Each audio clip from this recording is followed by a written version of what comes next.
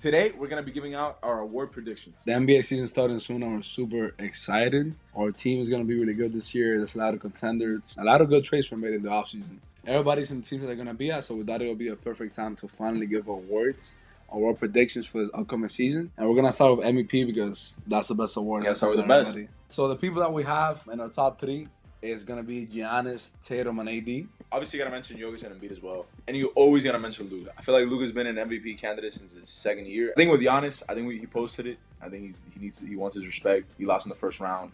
He has Dame now. I think it's going to be a huge revenge season for him. And I think with Tatum, obviously Drew Holiday and Porzingis are going to take a lot of responsibility from him. So he's going to be able to be just like a complete version of himself. The Bucks, I could definitely see him winning 60 games. I know some with the Celtics. I think the East right now is really a two-man race. Third person is AD. AD is somebody that we have wanted to be in this conversation for a while. He hasn't been. I think LeBron wants him to be in it. I think everybody in the Lakers wants him to be in it. And I think he wants to be in it. He's really coming for a revenge season himself.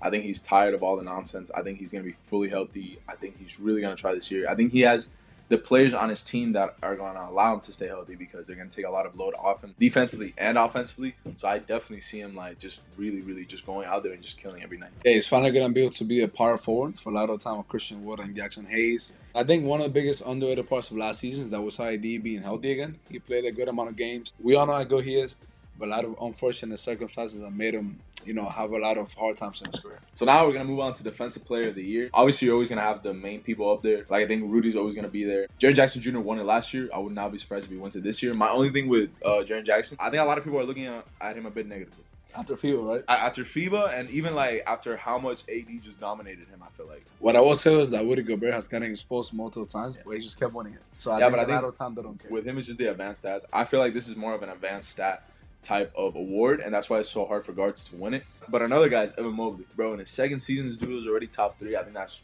crazy. I would not be surprised if he added more weight, if he added more strength, and if he's going to come out there and kill this year. That's all he needs, bro, because it was kind of embarrassing to see him getting bullied by Julius Randle. Obviously, Julius Randle is a big guy. He's a good player, even though he has his flaws. That's the guy that's going to be in the conversation for years. Definitely. If he won it, I wouldn't be surprised, but we actually do think that this is going to be AD this year again. Him winning DPOY kind of goes along with him winning MVP because he's going to average just like 25 points per game. But what could really take him over the top is this award. This is something that he should have in his career. He needs this. We have some dark horse people.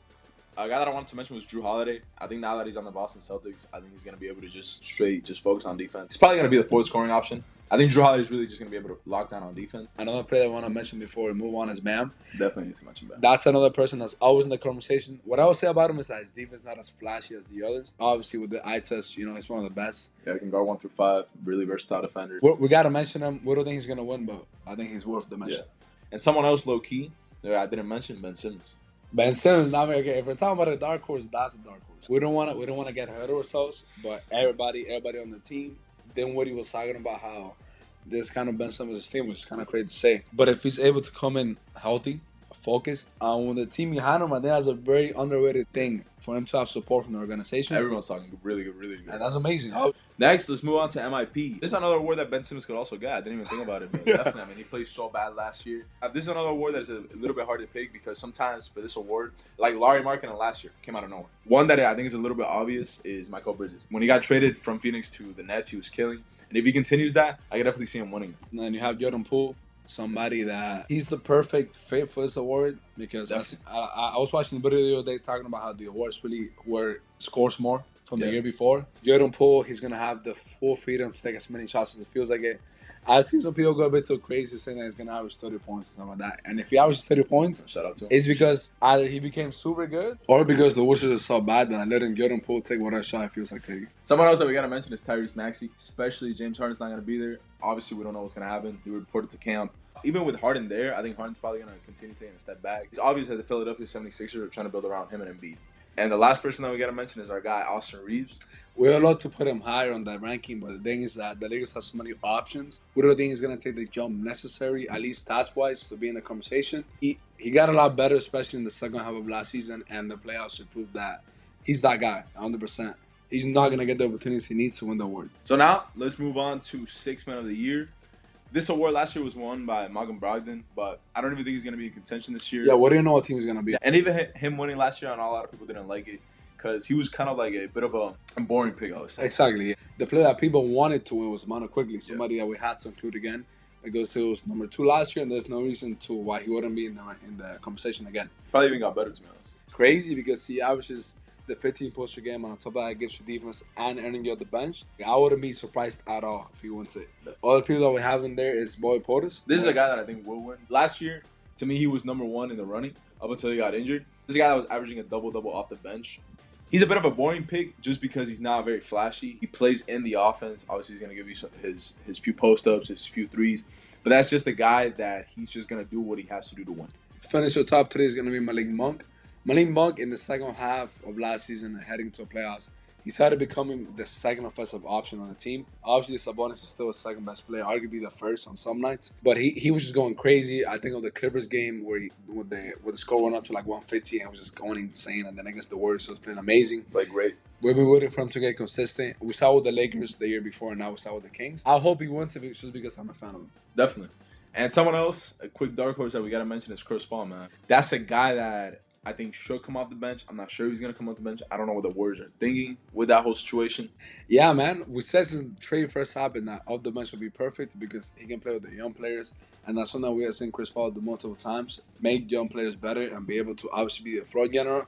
But like Ala was saying, the Warriors are kind of tweaking with that situation, which we're actually very intrigued to see what's going to end up happening. Now, up to the next award, we got Rookie of the Year. This one's not really that big of an important award, but we definitely still got to mention it because of Wemby, obviously one of the most generational talents the NBA has ever seen. And we actually do have him winning just because I feel like now in San Antonio, he's going to have all the freedom in the world. I think the San Antonio franchise is trying to build him up. You're going to let him take whatever shot he wants. He's basically just going to do whatever he wants this year.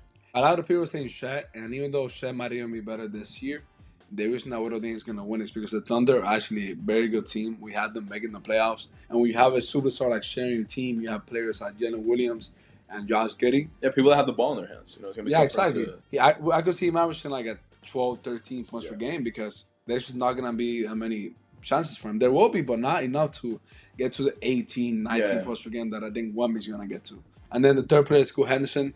That's actually the person that we would have picked before all the trades happened in Portland. But Portland Loki got some nice pieces like we said earlier. Even like a Malcolm Brogdon, that's a guy that's going to take shots away from him. Ayton. And we got to talk about Anthony Simons, man. Anthony Simons, I would not be surprised if he averages 25 points per game. This is a guy that he's a certified bucket already. Yeah, we could have brought him up for MIP, but we forgot about him. Yeah, he's gone under the radar considering all the new players. A lot of people are underrating him. And like you said, DeAndre Ayton too.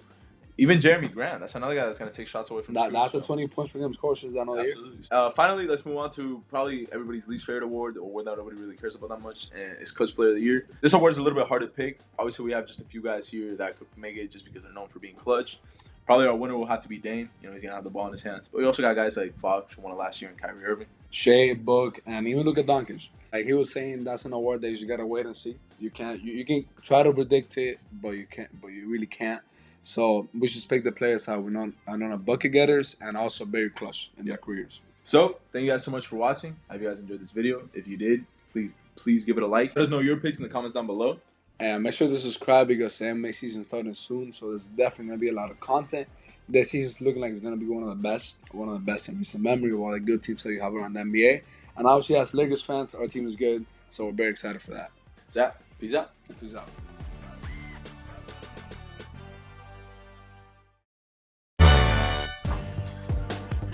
Super chilling.